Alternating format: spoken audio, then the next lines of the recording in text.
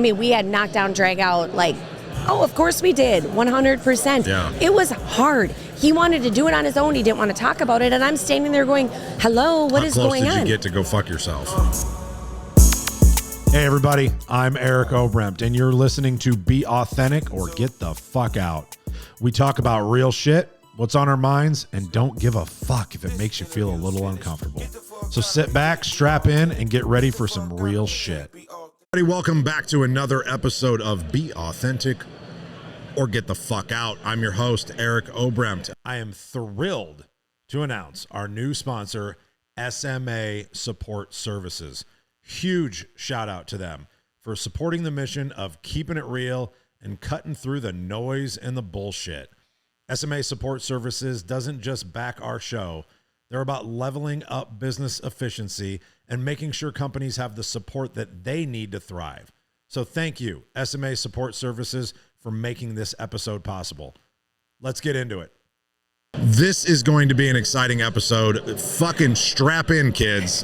This is going to be a good one. This is one of those, I was walking around chatting with people on the floor and ended up getting into a conversation with somebody and nerded out for a minute with some weird shit talking about. I had this crazy lady fucking tell me that there's fossils in Nebraska. And I'm like, you're out of your fucking mind. Like, how much have you drank today? This is insane. But as we got to talking, I was like, you know what? I can honestly say I've never had anybody on my show talk about fossilized animals. Why don't we break the goddamn barrier and have a conversation about that? And we'll get into some other shit as well. But I want to introduce my guest today, Tiffany Wallrack. Tiffany, thank you for being here. Thank you for having me. I feel like this is not what you talk about on a daily, but it's your passion. Yes, fossils are cool. This is why we do the show. We do the show to figure out what people are passionate about, right? Like I just got done filming one talking about 40 minutes about recovery and sobriety and somebody that has relapsed in and out, you know, and but owns this huge company and like finally found their path and came to our meeting this morning, all that, and like super passionate about it, right? Yes. But I have not got to have a conversation now, and we're going to get into other shit too, right? Like I want to get into other stuff. I know you're here to speak about family, work, life balance, all that kind of stuff, and we can touch on that as well because that's important, and you give a shit about that as well. But like, I would love to nerd out here for a few minutes and talk about this fossil shit that you brought. I'm your girl. Yeah. I'm your girl. I can geek out. Yes. Where are you guys out of, by the way, real quick? Well, we live in western Wisconsin. Okay. So it's easier to say the Twin Cities. Okay. Oh, it is? Mm-hmm. I don't know that little corridor up there, so I didn't realize Yes, that. we're from Hudson, Wisconsin, which is right on the river. Okay. So just for proximity, because otherwise people assume we're from like the Madison area. Right. So it's easier to say St. Paul, Minneapolis. Got it. Okay. All right. So what got you into fossils? I have always wanted to be a paleontologist. Okay. And someday when I grow up, I hope to be. But for now, I just do it as a hobby. Okay. What does that mean? What does that look like? How do you do it as a hobby? You can travel all over the United States, which we have an amazing opportunity here in the United States because we are allowed, if you are hunting on private land with a private landowner's permission, or non-federal land, you can fossil hunt and keep the fossils. Okay, you call it hunting. Hunting, hiking, yes. Okay, and you can keep them. Yes, if you have permission from the landowner, if you're not on federal land, I mean, there are rules. Yeah. But in most countries, no matter where you are, if you find a fossil, it is that country's fossil. It cannot leave the country, you have to surrender it. So tell everybody exactly what is the definition of a fossil. Well, fossilized remains are bones, signs of life, anything from prehistoric times that over time has mineralized itself to become the remnants of what once was. Okay. So anything from shark teeth, bones, dinosaurs, of course, early mammals, to plant life. From people? Well, yeah, absolutely. I mean, ancient humans are fossilized 100%. Have you found any? No, of course not. Oh, what do you mean of course not? Well, because it's arguable, but in general, human life came from Africa. And so there's nothing here. There's nothing here, and it's so rare. This motherfucker was going to walk right in front of the fucking cameras, wasn't he? Was going to, maybe. Just right fucking in front of him. Maybe he likes fossils. Fucking goof ass. maybe he has something to say about fossils. Just not self-aware whatsoever. Just fucking, I'm going to walk wherever the fuck I want to walk. Welcome to 2024. Got it. Okay. Oh, that makes sense. I guess I never thought of that. Yeah. Okay. That makes sense. Okay. So where have you been? Well, we love to fossil hunt down in Florida. Here, really, you can go along the beach to find shark teeth, but that's just what the tourists do. Yeah. We actually go into the center of the state. We have a paleo guide, so you go on fossil kayak trips, canoe trips. You generally should hire a paleo guide because there are gators, there are snakes. You are in a river, and you kayak, you canoe for miles to find the dig sites within these rivers in the center of the state. And then you hop on out, you're waist deep to knee deep in water. You have a shovel and a sifter, you work your butt off, and you bring back all sorts of fossils. Just like panning for gold. Exactly. You're like sifting for fossils. So, and it's an amazing opportunity because not only can you find shark teeth, megalodon teeth, which are megalodons are 2.5 million to 25 million years ago. But sharks themselves and shark teeth go back hundreds of millions of years, of course. So there's a huge discrepancy in what the ages can be on those, but you can also bring back Ice Age fossils. So we're talking mastodon, mammoth, saber cat, giant ground sloth. And the reason is because all of the sediment layers in Florida have gone from shallow ocean, shallow bays, to land over and over and over again. So you have mixtures of land mammals and aquatic. And what happens is in the river, as the rivers carve out, it jumbles all of these fossils into these amazing buckets of anything from 10,000 years old, Ice Age, to 30 million years old, maybe, let's say. So you can bring back, we have complete mastodon teeth, which are big like this at home. And so that might be 15,000 years old, let's say 20,000 years old. But in the same... And you have one of those? Yes, we have a couple. Okay. We have a couple of them. And in the same scoop, though, you could have a shark tooth that's 2.5 million years old. What's the oldest thing you have? The oldest thing that I have would be... this past summer, we went to Wyoming. We brought our kids. We have 4 boys, and they love fossil hunting as well. I really wanted to bring their curiosity for the world into them as they were growing up. And I wanted to show them that there are things to do in Florida besides go to Disney. Right. Actually, if you say to my kids, we're going to go to Florida, they instantly assume we're going fossil hunting. Cool. We don't go to the amusement we have, but they don't want to do that. This summer, we brought them to Wyoming, Kemmerer, Wyoming. And there you can, I'm going to say, break rocks in a limestone quarry for aquatic fish fossils. And those are about 60 million years old. Okay, so next question. Yes. How do we know that? How do we know how old it is? Yeah. Well, it'd be carbon dating. I mean, you have to trust that the scientists behind it. So they carbon date. Who does? Do you send them to somebody?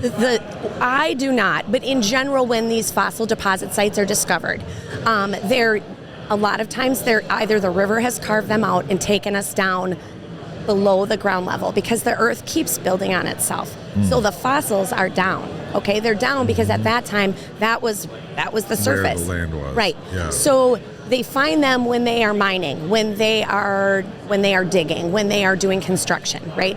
And so then they're basing age on carbon dating is using the actual piece and doing something sciencey with it, right? Yes. But then also understanding how deep it is and sediment layers gives you an idea of how old it can be as well. It's like rings on a tree. Rings on a tree. I was exactly. just going to say that. So they know going down, they can see major catastrophic events, and they can get a really great idea. Well, there'll be a major kill, there'll be sediment layers where there'll be just a mass death of the fish, and then they know, okay, was there flooding? What happened? Something catastrophic happened and killed off. I mean, layers and layers and layers, and then there'll be normal life layers on top of that, where it's a fish here and a fish here and a bird. I mean, there are other animals, but in general, it's the fish. It's the aquatic life. Got it. But then there'll be mass killing. So then they know something happened with the weather. They know that something occurred in that region, mudslides, things like that polluted the water or contributed to a mass death. This is really interesting to me. I've always had this fascination with time travel. Okay, fair. Right? Yeah. I've always had this fascination with time travel and to me, this hobby is fucking time travel. It is. Right? It is. What is so empowering, the most amazing thing, is when you pull a shark tooth out of your sifter, for example, I am the first human that has ever touched that. Humans didn't exist when that creature existed. I am touching that mastodon tooth. That is an early elephant that existed tens of thousands of years ago, and I'm touching it. It's incredible. Like, it lived, died, buried, fossilized, and then, I don't know, hung around for 10,000 years waiting for me to get in a car, drive to where I needed to go, work my butt off, and pull it out of the ground. Drive a car. Yes, you're right. Right? It's like, incredible. Again, that's the thing. Like, to me, it's like, it's the fucking time travel thing. Like, I'm infatuated with it. And I think, now, not to switch gears, because I want to come back to this too, but like, it leads me into the why, like, I think about, God, this is totally fucking off topic. People in your family that you grew up with, right? For me, it's like, it's my grandfather. Okay. So like, my grandfather raised me. He started a roofing company. Like he was my dad. He was my best friend, everything. Right. And obviously, like, we were very close, and I knew him probably as well as, you know, anybody. But at the same time, I didn't fucking know him. Right. Because I didn't get to live during the time that he lived like I did. Right. Absolutely. And I fucking, like, I fantasize about being able to go and see him in like at 45, right? Absolutely. Or at 40 or whatever, and like, and have conversations with him. Yeah. You know what I mean? Like, it almost makes me fucking tear up, like, thinking about it now, because like, I just want to go back and have that one conversation again and ask him that one question that I didn't fucking ask him. Maybe that's why I'm so fascinated with it, right? But like, when you bring up this kind of stuff, it like makes me think about that. Like, you're talking thousands and millions of years, but like, it's also intriguing of like, there was so much before us, lived and died, right? And there's going to be so much after, which that fucks with my brain too, and I don't like that, right? Like, I don't like that at all. But what triggered you to like love this, right? Like, for me, that's what it would be, right? Like, is having that. It's the power in finding something that no human has ever touched. It's about touching an animal that existed long before maybe humans were even around. Did you start young, like a kid, you got into it, or older? I grew up on a farm, and, you know, so I'm kind of an outdoor kind of a person. Right. And I always, like, treasure hunting to me is really fun. And to me, it's a form of treasure hunting. Sure. Because you can go all around the world in the United States, and you can sign up, you can participate in fossil recovery. I mean, there's different things that you can do. But for me, it's like the treasure hunt. Yeah. Because you never know what the next scoop, what the next shovelful is going to be. I never know when I'm hiking in Nebraska, I see the base of a skull rising out of the ground, which is actually not accurate. The ground is actually moving away from the skull. But what is it? Is it a saber cat? Did I just find a Titirathon? Is it an Oreodont? What is it? What was that creature? How much of it is there? Is it with its family? And I get to have it. And I get to, like, I have complete skulls in my living room that I dug out of the ground with a huge knife. And they're under glass, and when my kids' friends come over, they're like, what is that? And my kids are like, that's an Oreodont. My mom dug it out of the ground. How kick-ass is that? Yes. Like, I'm going to be and my skulls will get passed down, because what are you going to do with them? Right. And someday some kid is going to be like, my great-great-grandmother dug that fossil out of the ground with a knife in Nebraska. Are they worth anything? Do people buy and sell them? They do, yes. They buy, they sell, they trade, absolutely. Mine are sentimental. I mean... Of course, I didn't mean it like that. No, I was just curious. They do, absolutely. You absolutely can. People buy them in all different conditions. People will buy them from the paleontologist amateur that find them. They jacket them, and you might buy them wrapped in aluminum foil, jacketed, so wrapped in plaster, and maybe you want to do the cleaning and the prep work yourself. Otherwise, there are people out there that do that for you. And it's like a treasure, and it's like you used to get those toys that you would not chip away, but you can buy those kits where you chip away to see what's in there. Yeah. It's the same thing. You don't know what's in there. The skull could be in amazing condition. It could have part of its spine with it. If you pull up a tortoise, its little skull of its head could be in there. You don't know until you clean it and prep it. Right. So it's like a treasure hunt, and you never know what you're going to get. How often do you get to do it? Well, we as a family, separately and together, try to get down here to Florida, each of us at least once during the winter. So Dan will bring 1 or 2 kids. I'll bring 1 or 2 kids if we come separately. We'll try to come as a family. Dan and I try to make it out a couple times. So I would say down to Florida for megalodon teeth is what we usually do, 2-3 times a year if we can. I have been going out to Nebraska. Yeah. I did not go this past fall, but I had gone the 2 years before that. It's a hike in the fall because it's a private landowner, so it's an organized thing. Oh, cool. And then Wyoming, when we just did that over the summer, I just planned the trip. We drove it's like 1,600 miles. In a Suburban with... No, hey, fucker, come on. There's cameras right there. Jesus Christ. Go on. I'm sorry. Goddamn fucking people. I'm very Midwestern, so I'm like, oh gosh. Oh, so am I. Geez. I just don't put up with bullshit. Like, fucking be aware of your surroundings, asshole. It's true. I'm sorry. God damn. Probably didn't get on camera. Sorry, Lex, Oh if you didn't gosh. get to cut that. Some motherfucker, again, was just literally walking right in the middle of it. This is the fun of filming at an event.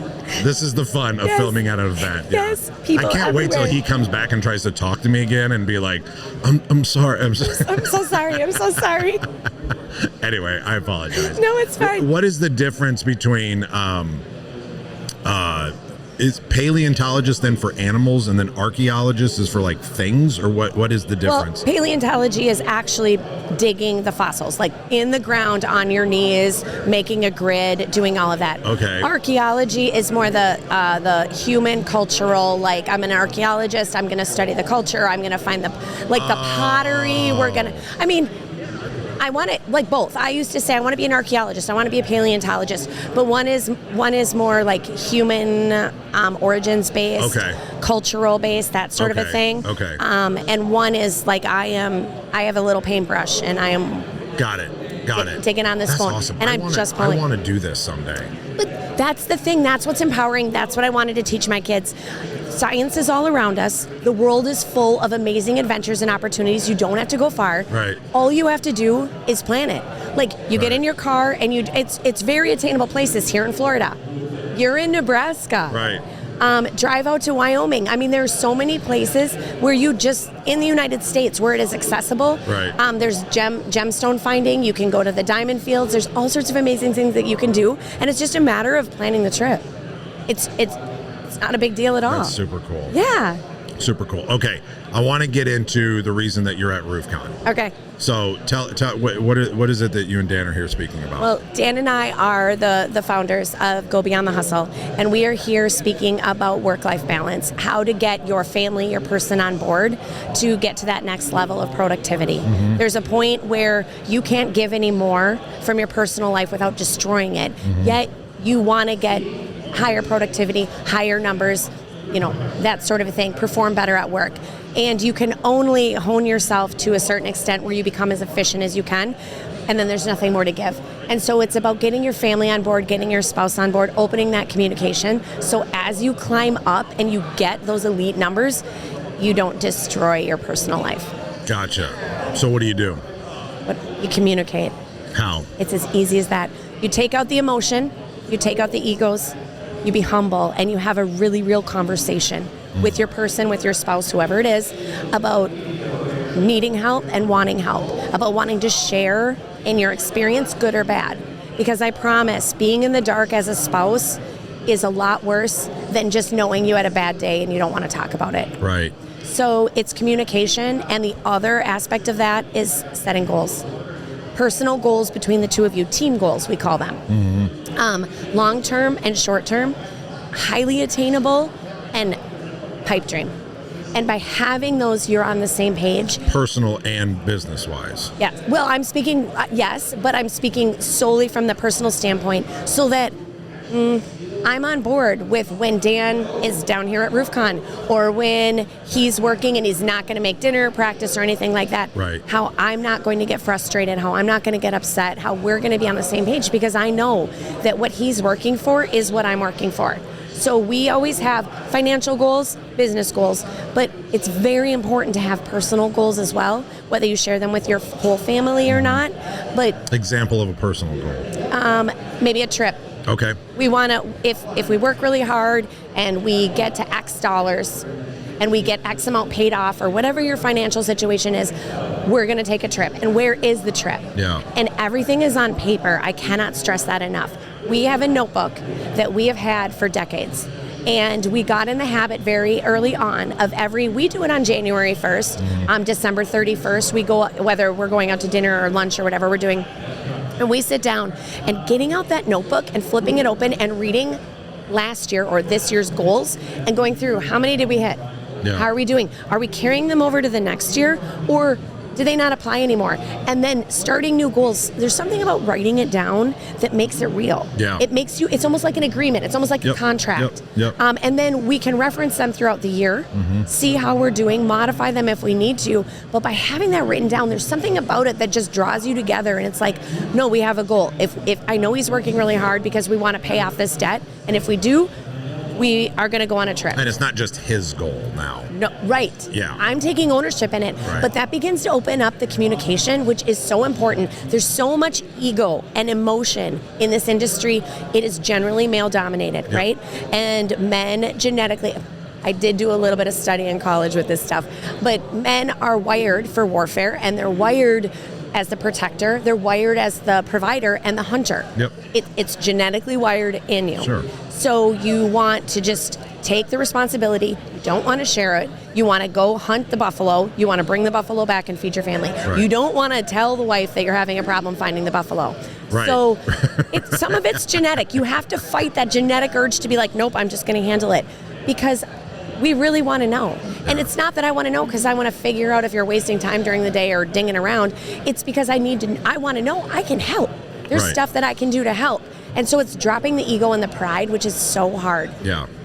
For many, many people. So here's my observation over the years. Okay. Is that generally when somebody starts teaching, coaching, helping, coming up with this thing, whatever it is that they're doing, right? And you yourself and you and Dan doing this thing, it usually means that there was a lot of motherfuck you moments to lead to this, right? Yes. I think people can relate to the go fuck yourself moments that got you here more than even like then they can accept the teaching, right? Then they can accept the coaching, right? So what was the catalyst? What was the trigger that season? What was that season like for you that got you here? It was a lot. I mean, it was a buildup of the first several seasons, really. We didn't know what we were doing at first. We were trying to figure it out. We were also newlyweds. So we had a lot to work through on a lot of different levels. But as we started to work through it and he kept getting more excited about his job, he kept getting more pulled into doing it, and I kept getting abandoned. Really, that's how I felt. Truly, a lot of frustration. The gap started to widen, and it wasn't we had knockdown, drag out, like, oh, of course we did, 100%. It was hard. He wanted to do it on his own. He didn't want to talk about it, and I'm standing there going, hello, what is going on? How close did you get to go fuck yourself? Hey, everybody, we're going to take a quick little break here. I want to stop and thank our new sponsor. If you're serious about getting your time back and scaling your business, then SMA Support Services is your secret weapon.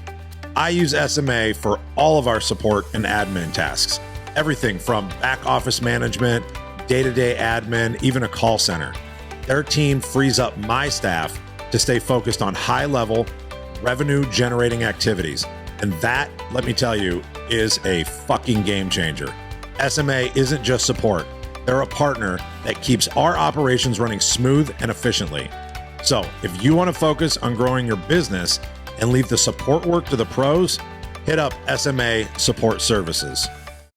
Oh, I swear we almost divorced 4, 5, 6 times. I mean, of course. I mean, screaming 100%. Sleeping in separate rooms? Yes, absolutely. We had a lot to figure out. We had a lot to work through as newlyweds and him coming into this industry. There was a lot going on.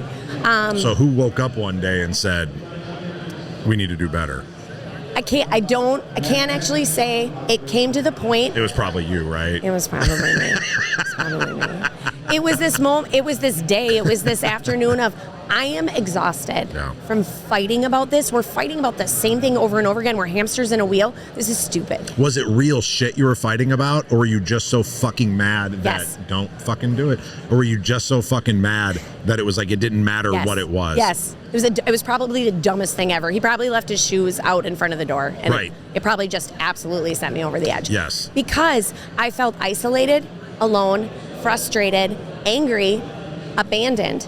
I felt like I had no control in my own life, and I felt treated like a child, to be honest. I Yeah. felt like he was like, "You're fine, don't worry about it." And it's like, are you kidding me? This is my life. We have bills to pay. Right. I have a credit score I care about. We were trying to buy a house or whatever it was at the time. Yeah. And I felt like I was being treated like a child. But we're wired to suck it the fuck up and not talk about it. Yes. Right? And Right. so we're like, do the same thing. That's what I'm Right. doing. Right. But we're not wired that way. Right. We're wired to connect. We're wired to make sure you're okay because we're the caregivers. We are the ones trying to hold it all together. That's what we're wired to do. And so it's just hard because the more he pulled away, because he was trying to be protective of how hard he was working. Yep. But at the same time, he didn't want to share it with me. But it's when you're not getting, you don't get a check one week and then you don't get a check the next week because that's how they used to pay in roofing. I know that pay structures have changed, but he might go a month back then without getting a paycheck. Right. That's terrifying. Yeah. I didn't understand. I'm like, is this company real? Right. Why are you not getting paid? Are you not working? What are you doing? Are you not working? And that was before like smartphones. I didn't know where he was. I couldn't like look him up on my phone. Right. It's like, what are you doing? Is this company even real? Is this check even going to cash? You know, it was terrifying. There was a lot, and here we're trying to do it on our own. We don't have safety nets, nothing like that. So it was just a tipping point, and we would fight about everything. Everything. It was the littlest thing. A spoon in the wrong thing in the silverware drawer. I don't know. Right. It didn't matter what it was because the frustration and the resentment was so gigantic that it didn't take anything to set it off. Right. Yep. So do you remember when it changed, though? I don't remember the moment. Like, I don't remember what it was. I remember us both coming to a point where we sat down one day, like literally sat down in the living room one day, and it was just this very cold, emotionless conversation. It was we're either giving up or Yes. we're moving forward. We were both so exhausted. There was nothing. There was Right. nothing there. It was blank stares, and it was Right. either we have to do something very different right now, or we're done. Because I can't live like that. I'm not living like this. Yeah. Right? And it was him breaking down and being like, I really think I can do this. I think I can be really good at this, but it's really hard. And I'm trying to not tell you things because I don't want you to worry. And I don't want you to ask me questions because I feel like you're going to dissect my successes and failures and like come after him and be like, well, wait, you ran 3 appointments. Why did you only sign 1? That was never my intention, but that's how he felt. Yeah. And so I had to break down. I mean, there was a lot of Kleenex. Yeah. There's a lot of Kleenex. But you have to hit rock bottom, right? Yep. That was our rock bottom in that moment. I'm not trying to dissect what you're doing. I'm not trying to figure out why you're No, but failing. again, but he doesn't know that. He didn't know that, right? Right. But it's once he said, this is why I don't want to talk about it, and it wasn't because he was keeping it from me because he wanted to treat me like a child, or that is a form of control. And I do not like to be controlled. Yeah. No one does, right? No. And so I felt the more he didn't want to talk about it and isolated me, he was trying to control me. I mean, but your brain spins it. The more you sit in it, the more crazy your thoughts get, and the more your brain spins it into things that are blown so out of proportion. Right. You make up your own stories. Oh, Of shit 100%. that has never even. Exactly. Yeah. Exactly. It was never on his agenda. Right. He had no idea I was feeling that way, but I was spinning about it. And so it took us and a lot of Kleenexes to sit down and be like, we either need to be done. Yeah. Or we have to do something totally different. And when he broke down and I'm like, I want to help you. And he's like, I need you to help me. It was this huge moment. It is It's a huge moment. I will tell you, like that. I've had other interviews with a couple other people, like talking about the male side of this, of like, it is very hard as a business owner and as a sales rep when you're starting out. You're a business owner at Yes, the end of the day, absolutely. right? It is very hard to bring that to your spouse, because when you're going through the failing times of it, because there's wins and there's losses, right? And in the beginning, sometimes the losses outweigh the wins. For sure. Right? Yes. And you have to be able to power through those. But what you get afraid of, and I'm guilty of this as well, is like, I don't want to bring it home because I don't want her to freak out and start having a panic attack and raising the level, right? And then my anxiety goes through the roof, and then I can't focus on what I have to do to actually fix the problem, because then she's not actually helping me fix the problem. She's making the problem worse. You know what I mean? And so then I'm making up that story. And it's like, okay, so now I have to make a choice. Do I risk it? You know what I'm saying? That's what's going through my head and most guys' heads is, do I risk it? And that we're going to be able to have a real conversation, and then there's going to be the support, or do I just deal with this shit on my own like I have the rest of my entire fucking life? Yeah, I'm going to do that one. Right? Like, and so I think that's why that conversation's so hard, and why you have to end up hitting that point. Before you can have it. Like, in an ideal world, you telling everybody to do this should make them fucking do it now. But you know what I mean? Like, a lot of people got to get a little bit lower. Before they do. Right? I think that what was really important with you guys out here talking about it, though, is at least giving them the foresight of, well, when you finally fucking do it, when you finally hit that point that you got to have the conversation, this is how you do it. Absolutely. It'll be in the back of their head, like, oh yeah, I remember someone talking about this. Because that's the same thing we have to do with, like, roofers in recovery, right? Like, I'm not trying to tell anybody to get sober. You're not trying to tell anybody you have to go fucking have this conversation right now, right? But I know there's a bunch of people out there that are going to end up hitting their fucking rock bottom, and they're going to be homeless in a fucking gutter, shooting up heroin or doing fucking coke and drinking every goddamn day, and all of a sudden they're going to be like, I'm either going to die or I have to ask for help. And I guess I'm going to choose help. Oh, I remember seeing that one guy that curses all the fucking time. I bet I could call him. Right? Absolutely. And so I think that's where the frustrating part comes from somebody who's been through it, lived it, and is trying to help other people and teach them, is how often do you go up and you see it happening in somebody's life and you want to fucking grab them and shake them? And be like, listen. Just fix it now. Listen to me, because you don't have to go through the shit that I went through if you just shut the fuck up and listen. Let me save you a whole bunch of heartache and tears. It's really frustrating, isn't it? Yes, absolutely. Absolutely. We have people, they tend to come to me because they're guys out here, and they're like, I just have to tell you, my wife and I are not, it's not good. I don't know what's going to happen. I'm not sleeping in the same room with her. We're at a really bad spot, and I don't know what to do. And it's like, go.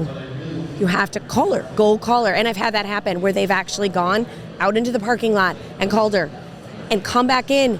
Tears, these guys. Really? This has honestly happened. And he's like, I had the most real conversation with her I've had in years. And when we get home, we're going to sit down and we're going to work through this. And he hugs me. Cool. And that happened a couple of years ago, which is kind of where I'm like, because Dan's been in this and doing this, and I'm like, no, that's your thing. I'm the behind the scenes. I'm good. And when that happened at one of the first top reps that we did, I came home and I told my mom, I was like, Mom, I made a difference. Ooh. I made a difference, and it feels good, right? Amazing and scary. Because we've just lived it. We're not psychologists. We're not psychiatrists. We're not trained professionals. I need to always say that. But we've just spent 25 years in this, 30 years together, and we've learned a few things. And I'll tell you what, trained professionals don't know fuck. They read a goddamn book, and they didn't get through anything. So fuck trained professionals. True story. Go on. So I just was like, I made a difference, and a guy cried, and he hugged me, and I think I really did something, and my mom said, then you need to keep doing it. And it was like, okay, I'll try. Isn't that cool? I'll try. And I'm just talking about what I know. This is just what I've lived through. This is just my life. So if I can help, which I know I am, I want to normalize the conversation. I want to make it okay. I feel like this industry, in so many industries, is full of pride and ego. You're never going to tell your competitor what your weakness is, right? You're never going to admit it, because then they're going to know what your weakness is. So you're going to hide it. Do you think everyone goes home and it's perfect? Absolutely not. No, of course it's not. But getting the conversation started, beginning to normalize the fact that you're going to push yourself for elite numbers, you're working not a 9-to-5 job, guess what? That's hard. Yeah. And maybe if I normalize it and say it out loud, because we'll say it, we've been there, we've done that, I'm fine with it. Yeah. Maybe it'll help other people be able to say it too. Yeah, I love that. When you speak, when do you guys do your thing? Is it today or was it yesterday? Yesterday. It was yesterday. So I didn't get to listen to it because I was here all fucking day. But do you share that dark that we just talked about? When it was really fucking bad and what it was like? Yes. Okay. We do narratives where Dan, he speaks from his mind then about how he felt and why he acted the way he did and what he was doing. And then once I kept it from her because I didn't want to burden her, because before that we'd always worked not 9-to-5 jobs because we were in college, but like part-time jobs. You don't talk about what you're doing at Menards or whatever. Yeah. And he's like, I didn't know how. Well, he did. Oh, he did years at Menards. But you don't talk about your jobs. You just go to work. Like I work at a gas station or whatever I did. I didn't come home and talk about it, whatever. Right. And so he kept it from me because he didn't know he shouldn't. But he shouldn't share, and so he didn't know he should share, but he just kept it from me because he was struggling, because his pride was kicking in, because he wasn't good at it, because he was brand new at it, and he didn't know what he was doing. And so he wanted to hide that from me and be like, no, it's fine, it's going okay, I got a lot to learn. And he wanted to stop, but I wanted to know more. And then when we speak, then I say, well, from my perspective in those moments, I just wanted to know if he was okay. I wanted to check in and you on the right path? Are you feeling okay about it? And the more he pushed me in the way, the more I felt isolated and alone. And I share my perspective. And then he goes on to talk about when I would ask him questions, how that would make him feel and why he responded the way he did. So we do a narrative because taking the emotion and the personal backstories out of everything, I think it helps the people listening relate but I'm not their person, so I don't have a backstory. I don't have any emotion in it. They don't feel tied to me. And so they can just hear what I'm saying and truly hear my words. Yeah. Right? And sometimes you just need to hear someone else have the same problem for you to be like, I hear it now. Mm-hmm. Because I'm not tied into it. I don't have the backstory, and there's no emotion. My pride isn't involved. Yeah. This is a way bigger issue than most people want to admit. I think in the industry as a whole. Yeah. Especially because of the way that pay structures are built.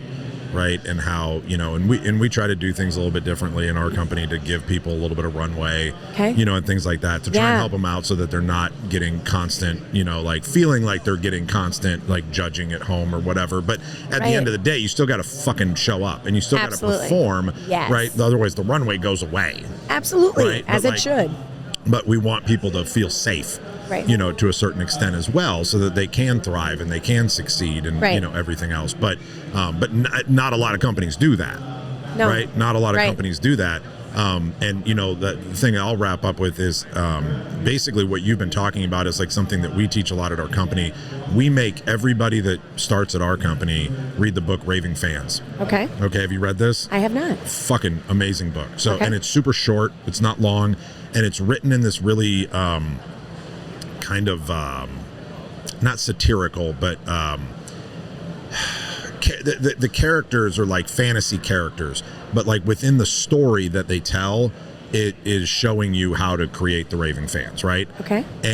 But the idea in the book is about creating your customers as raving fans, not just satisfied customers, right? There's obviously a difference. We all know that, blah, blah, blah. But then we decided, we got to take it a step further. How do we create raving fans at home? So how do we get everybody inside of our company to get their families to become raving fans of D&M Roofing, so that they can become raving fans of what their spouse is doing, and that they want to be there. So like when we have Christmas parties or we have events or whatever it is, the first thing I do is I go to the spouses and say, thank you. Thank you for being here. Thank you for supporting your husband in this journey. Thank you for believing in me and my organization, and that we're going to make sure that you have all of the tools to be able to succeed as long as this piece of shit shows up and does his job. Yes, absolutely. Right? And it's not perfect, but like fantastic. But I think that it makes a difference. And I would challenge anybody, listening, read that book. It's fantastic. And make everybody in your company read it, and then tell them they need to do the same thing at home. And the owners listening need to do that, but then you need to do it as the leader of your home, right? Is figure out how you get them on board. And that's what you've talked about this whole time, right? Yes. I'm not saying anything new, but like if the tribe does it, right? If the tribe does it all together, then you really win. Yes. Right? If it's one, you're kind of fucked. Yes. Right? But if you get everybody to buy into that, and if your leadership is doing it as well, if your leadership is not doing it, I'd fucking leave. To be completely honest. Yeah. Right? If your leadership, if your leadership at your organization doesn't care enough to get your family on board with what you're doing and doesn't care about what's happening to you at home, I might look around. Right. Well, it's not a 9-to-5. Right. You need more support. Yeah. And it takes your entire family to help you through it. Yeah, it 100% does. It really does. And if you want to get, and truly the company should want to do it, because if you want your sales reps getting elite numbers, they have to have their family on board, their support people, whoever's around them. Because if they don't, it's not going to work. Yep. They're going to produce at a minimal level, at a medium level. But if you truly want them to excel. And then it's going to really be shitty at home. Right. And then it's just, because then it's like, why are you doing all this work? It's not even worth it. Right. Right. That's awesome. It just feeds into itself. I'm so glad we met. Thank you. I know that you have probably never watched an episode of this, so I'm going to go ahead and just kind of give you what the ending looks like. So at the end of every show as we wrap up, I always know that as we talk, I either gloss over something and like move on too fast, or the guest came here with something that they really wanted to talk about, or there's just something that they feel like they have to leave for me or the audience. And so I always give the floor back for you to kind of wrap up the last 2-3 minutes with anything that you want to make sure that we take from this. Oh, wow. Okay. And the floor is yours. Go. Oh my gosh. Okay. All right. Well, I would say that getting your spouse, work-life balance exists, that it is real. I never said it was pretty. I never said it was fair. I never said it was perfectly balanced, but it does exist. It's about opening up communication. It's about setting personal goals with your family, with your person, with your tribe. And it's a team effort. Truly it is. Love that. Love that. Tiffany, thank you for coming. I'm really excited that I can call you a friend now. Yes. And this is awesome. And I'm going to go learn more about fossiling. So thank you for Go that. find some fossils. That got me fired up. Like I said, I love history. I love finding that kind of shit. And is a treasure. I'm going to go figure out how to go to Western Nebraska and go figure that out. You absolutely should. Well, and when you're down here, I mean, you could have a shark tooth in your hand. I'm in. Everybody, thank you for listening. Thank you for tuning in. Remember, I have no sponsors. I pay for this fucking shit all by myself. So sponsored by Cult Culture Movement, cultcultureprogram.com. If you are looking for an accountability group, coaching group, and you need to surround yourself with some more high-level people so that you can become the high-level person that you are supposed to be, reach out. We are taking applications. It's a small, intimate group, and we just love working together. I got a couple of my guys fucking literally standing right over here that are part of our group, and the Underwater Unmastermind. Next dive trip is in January. No idea when this is going to air, so we probably already had the trip. But awesome, amazing event. Working on our second one, and we'll keep having these a couple times a year. If that's something that interests you, please reach out. And to remember to be authentic, or get the fuck out. You can't be authentic. Get the fuck out if you can't be authentic. Get the fuck out if you can't be authentic. Yeah. Swipes.